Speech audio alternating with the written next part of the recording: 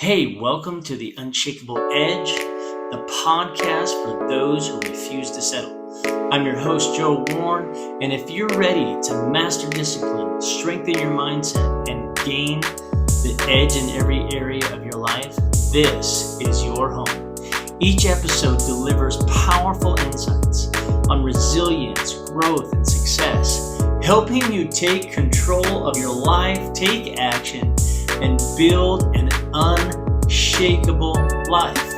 Let's dive into this week's episode and sharpen your edge today. Not everyone in your circle is actually in your corner. Some people might clap when you win, others get really quiet, and the worst part, the people most likely to ruin your growth, they don't even know that they're actually doing it. Today we're going to talk about 5 types of people who secretly ruin your potential and how to identify them before they drain the life out of your dreams. Now, this might be a bit uncomfortable, but awareness is the first step to freedom. Let me paint a picture for you. You come up with a new idea, a goal, you've got a dream. You decide you're going to take a leap of faith and you're going to go for that dream. You're a bit scared, but very excited. Now you share this with someone close to you, someone that you trust, and you thought they'd be pumped for you. You thought they'd say, "You've got this. I believe in you." But instead, they kind of laugh. Not in a malicious way, but more like a "that's cute, but come on" kind of laugh. Then they come with words that you will never forget. You? You really think you can do that? And all of a sudden, it's like someone just let all the air out of the room. Out of you. You smile on the outside, but inside, you start shrinking. You start second guessing everything. Maybe not because you don't believe in yourself, but because someone you thought was in your corner, they really weren't. And that's when it hits you. Some people aren't trying to destroy your dream. They're just too limited to understand it. But if you're not careful, their limits will become your ceiling. That moment, it can be a turning point, a wake-up call to ask yourself, who am I letting shape my story? That's why Jim Rohn famously said, you are the average of the 5 people that you spend the most time with. In other words, who you allow in your inner circle can either build your future or quietly sabotage it. And one of the biggest saboteurs, let's call them the energy vampire. They don't come with fangs, but trust me, they will drain you dry. You know them. Every conversation is about them, their crisis, their drama, their stress. They're constantly pulling you into emotional whirlpools full of drama, stress, and complaints that distract you from your purpose. You leave the conversation drained, mentally foggy, spiritually off balance. And you start questioning your own goals, suddenly feeling so hard to get motivated for them. Let's say you're trying to be more disciplined. You're waking up early, you're going to the gym, you're working on your dream, and then you get a call from that one friend. You know, the one, the minute you answer, it's like a tsunami of negativity. You won't believe what's happened to me this time, they say. I'm just cursed, man. It's not even worth trying anymore. By the time they hang up, your energy's wrecked. You don't feel focused. You don't feel driven. You feel tired. And here's the wild part. They didn't even mention your goals, but they pulled you off track by simply shifting your emotional state. That's the silent power of the energy vampire. They may not attack your dream directly, but they will suck the fuel you need to pursue it. Now, what's really happening here is what's called emotional contagion. According to the psychologist Elaine Hatfield, we unconsciously catch the emotions of those around us, especially if we're empathetic. There's an old proverb that demonstrates this emotional contagion perfectly. It goes like this: don't hang out with angry people. Don't keep company with hotheads. But temper is contagious. Don't get infected. So even if someone isn't really talking about your dream or your goal, their emotional energy can derail your mental state. So what do you do if there's an energy vampire in your life? Maybe even someone close to you. Let me give you 3 suggestions. Number 1, set boundaries without guilt. Number 2, limit your exposure, even if it's just mentally. And the third is this: fill your tank before engaging. Pray, reflect, strengthen yourself, and when you do engage, lead with purpose. Stay rooted. Don't get pulled into their storm. Now, listen, this is not being cold or heartless. It's about being strategic with your presence. You can still love someone and still limit your access to them. Here's the truth: you're not obligated to be someone's emotional landfill. Protect your energy like your dreams depend on it, because they do. Energy is your most valuable currency. Stop making unlimited withdrawals for people who don't even invest in your future. But not every drain on your dream is obvious. Some wear support like a mask and speak just enough doubt to make you question everything. They don't drain your energy, they distort your confidence. Let's talk about this next person that I'll call the subtle doubter. This one's tricky. They sound supportive, but their words, they carry doubt. Not all dream killers scream. Some just raise an eyebrow. They say statements like this: are you sure that's a smart move? Do you think now's the right time? Wow, that's kind of ambitious. They never outright say you can't do it, but they plant seeds of hesitation. And over time, that seed grows into self doubt. And without realizing it, you start shrinking your dream to fit their comfort zone. Let me be blunt. Don't let small minds shrink your big vision. Don't shrink your vision to fit someone else's small imagination. Your calling isn't up for their approval. Now, let's be real. That doesn't mean it won't sting when they don't cheer. But you've wrestled, you've prayed, you've planned, and finally, you're ready. You finally got clarity. You're about to take the leap, to start that business, to write a book, to train yourself for something intense. Whatever it is, man, it is bold. So you tell someone close, I've decided, I'm doing it. And they smile, but it's kind of thin. They say something like, well, that's a big step. Just don't get your hopes up.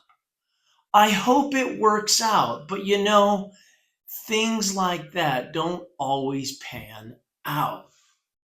And just like that, the wind shifts. They didn't call you crazy, they didn't insult you, but that hesitation, then you start second guessing yourself. Not because you don't believe in it, but because someone else you respected didn't affirm it. That's the subtle doubter. They don't slam the door on your dream. They just leave it cracked open so fear can kind of creep back in. So this is a mirror moment. Why do subtle doubts cut deeper than loud criticism? The thing is because usually they come from people we love, people we trust, people we've let speak into our lives for a long time. And our brains, they associate familiarity with truth. They call this the halo effect. It's a cognitive bias. We assume that someone we trust in one area, like family or longtime friends, must also be right in another, like our goals or our calling. But hear me, their fear aren't facts. And their comfort zone doesn't define your future. You don't owe anyone a smaller version of your dream just to make them feel comfortable watching you chase it. Imagine this. You've got a team of people who've been preparing for months, maybe even years, to step into a big opportunity. It's finally go time. They're sent ahead to scout it out just to get a feel for what they're stepping into. And what they find, man, it is everything they've ever dreamed of and more.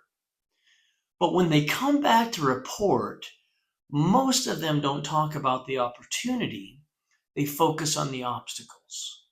It's amazing, but we're not ready. The people there are way too strong. We felt so small, like little grasshoppers. They don't yell, let's quit.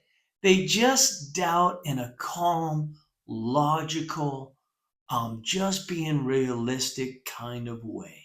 But that quiet doubt, it spreads fast. It infects the rest of the group like a virus. And what should have been a defining victory turns into years of delay. Why? Because the loudest voices weren't shouting fear, they were whispering it, whispering just enough logic to sound wise. And that's what the subtle doubter does. They won't always tell you not to chase your dream. They'll just make you second guess if you're good enough to pull it off. They won't scream you fell. They'll just calmly ask, are you sure that's realistic? Here's what you need to do. Believe in you. In the face of the doubters. You don't need everyone to believe in you. You need to believe in you, especially when no one else does. That's what Les Brown said. And it's true, because when you water your belief, even in the dry seasons of doubt, that's when your dream grows deep roots. Here's the thing. You don't need universal approval. You just need unshakable belief. Now, let's talk about another one that we'll call the guilt tripper. And if we're not careful, they will trip you up. They don't say don't grow. They just make you feel bad when you do. And you are. You're growing. You've started waking up earlier. You're eating better. You're saying no to the group chats that only spiral into gossip and negativity. You're chasing something that actually matters. You're not trying to be better than anyone else. You're just trying to be better than who you were yesterday. Then comes the invite, a text from someone close. Hey, let's hit the coffee shop. You go. But the vibe, it's a bit different now. The smiles are tighter, the jokes are sharper, and then it drops. Oh, so you're too busy for your real friends now, huh? Or they may say, guess you're better than us now, aren't you? And they laugh, but it's not funny because you're feeling it. The undercurrent of resentment. It's that weird tension that shows up when you stop playing small. When you stop staying stuck just to make other people comfortable. You weren't judging them. You weren't preaching to them. You were just growing. And somehow that made you the problem. It's subtle, but it lands like a punch. They don't just ask how you're doing, they question why you're even doing it in the first place. They make your progress feel like betrayal. And if you're not careful, you'll start shrinking again. You'll start playing it small just to avoid making them feel uncomfortable. But here's the truth. Growth triggers guilt in the hearts of those who refuse to change. Let me say that again. Growth triggers guilt in the hearts of those who refuse to change. And you're not abandoning them. You're answering a call they just have chose to ignore. What you're experiencing here is manipulative guilt, often wrapped in emotional familiarity. According to Dr. Susan Forward, the author of Emotional Blackmail, guilt tripping is a tool used by people who feel powerless. So they try to control your behavior through shame or emotional withdrawal. This shows up most when you're breaking generational habits, you're stepping into a purpose that they just don't understand, you're becoming something they never expected. But hear this, guilt is not the same as wrong. And peace does not require permission. Don't let someone else guilt you into staying stuck just because they're afraid to go with you. Let's talk about another kind of person who might be in your circle. We'll call them the passive competitor. Not openly negative, but strangely quiet when you begin to rise. You land a win. Maybe it's a promotion, a product launch, a goal crushed. You've been grinding, you hit a milestone, you're proud. Not in an arrogant way, but in a this took everything I had kind of way. You text a friend, expecting celebration. They reply, cool. Oh, nice. I've been thinking about doing something like that too. Or worse, silence. Then after a few days later, you notice they're posting something eerily similar to what you just did. They didn't clap, they competed. The passive competitor doesn't always know that they're even doing it. But instead of letting your win inspire them, they let it threaten them. And comparison turns friends into quiet rivals, quietly, passively. You start feeling like you're in a race that you never signed up for. That's the passive competitor. They're not cheering, they're comparing. They're not supporting, they're secretly measuring their pace against you. They may not hate you, but they don't know how to handle the fact that you're moving forward while they're standing still. Let me tell you about a moment that really stuck with me. It was a late night, I was in college, and my roommate had just gotten back from a weekend trip to go home. He was excited.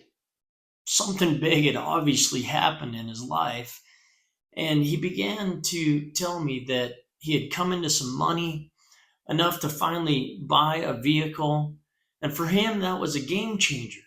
I smiled and I said, man, that is awesome. Really happy for you. But what he said next caught me off guard. Really? You're happy for me? I said, of course I am. That's great news. And he looked down for a second and then said something I'll never forget. Most people don't react that way. I've learned not to expect others to be happy when something good happens to me. In fact, a lot of people, he said, get weird and almost disappointed that the good thing didn't happen to them. It really hit me. It made me realize there's a quiet kind of pain people carry when their wins aren't celebrated. When joy turns awkward, when sharing something good makes other people uncomfortable. And it shouldn't be that way, but too often it is. Some people don't celebrate your breakthrough because it reminds them of what they haven't broken through in their own lives. Your win just triggers their insecurity. Your blessing highlights their lack. But here's the truth. There is enough room at the table for all of us. And real maturity isn't just chasing your goals, it's clapping for others when they reach theirs. This is what psychologists call zero-sum thinking. The toxic belief that one person's success somehow diminishes your own. Instead of being inspired, the passive competitor feels threatened because your growth highlights their stagnation. Your move forward feels like their step back.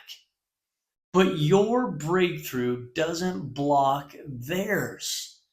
Their reaction isn't your responsibility, but your friendship circle, that is.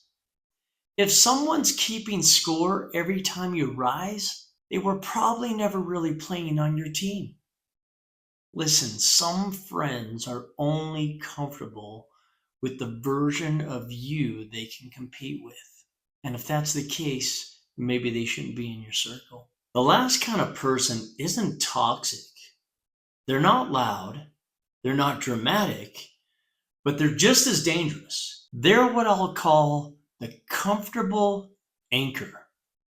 Not because they hate your growth, but because they're stuck and keeping you stuck with them. They don't dream, they don't grow, they don't evolve. And without realizing it, if you're not careful, you start adapting to their comfortable temperature. I heard a story not long ago about two guys who used to work out together every morning. They had a solid routine, show up, hit the weights, talk life. It wasn't just about fitness, it was part of their connection. But then something changed. One of them started to take things more seriously. He was getting up earlier, dialing in his nutrition, setting goals, pushing harder, not just at the gym, but even in life. He started leveling up. And every time he shared a new goal or a breakthrough, his workout partner's response was always something like, "Man, you don't need to go that hard. Why are you doing all that? Come on, let's just keep it chill." And he wasn't being mean. He wasn't trying to tear him down, but he also wasn't lifting him up. No celebration, no curiosity, just resistance, masked as a casual concern. He didn't mock him. He wasn't jealous. He just didn't get it. And the more that one person grew, the more distance between them did too. Because here's the truth. Not everyone who starts the journey with you is meant to finish it with you. Some people are only comfortable when you're staying the same. And in this case, this guy was an anchor to him. He wanted to keep him on the same level. Every time he tried to rise, his buddy was trying to bring him back to where he used to be. And eventually he just had to make a choice. He could either stay comfortable with him or grow uncomfortable and move forward. It wasn't easy, but growth never is. There's actually a name for this. It's called homeostasis. It's the natural resistance to change that kicks in when a system or a relationship or a friend group or even a family, it gets disrupted in some way. In other words, when one person starts growing, the balance begins to shift And those who aren't growing, they feel it. Not because they're bad, but because your growth, it creates this tension. It quietly forces them to confront what they've been avoiding. They don't always know that they're doing it, but they'll unconsciously try to pull you back into alignment with who you used to be. Not out of hate, but out of fear. Fear of losing you, or fear of what growth exposes in them. They anchor you, not because they're evil, but because they've made peace with the shore. And you're trying to sell. Comfort is the silent killer of potential. If you want to fly, you can't tie yourself to people who've made peace with the ground. If you're moving toward purpose and they're anchored in passivity, eventually you'll walk in different directions, or you'll stay stuck trying to drag dead weight. I once heard it said this way: surround yourself with those who lift you higher, not those who anchor you to who you used to be. Let me be clear. You don't need to burn every bridge, but you do need to build boundaries that protect your momentum. If someone isn't growing with you, you have every right to grow without them. Well, you've just heard about 5 types of people who, whether they mean to or not, are quietly sabotaging your growth. The energy vampire, the subtle doubter, the guilt tripper, the passive competitor, and the comfortable anchor. Maybe one of them have sounded familiar, maybe more than one. And maybe, just maybe, you saw a little of yourself in one of those roles too. Here's the truth. You can't control how people respond to your growth, but you can control who you surround yourself with.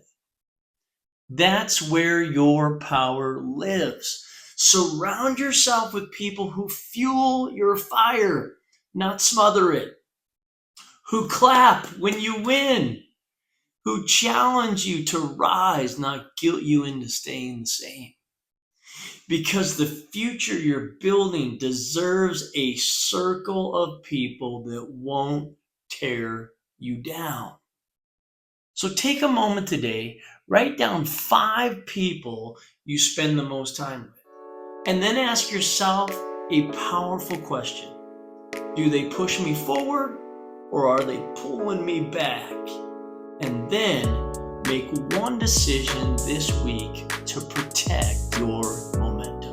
Hey, that's it for this episode of the Unshakable Edge. If this resonated with you, be sure to subscribe, leave a review, and share this with someone who needs to hear it. Stay focused, stay disciplined, and keep sharpening your edge.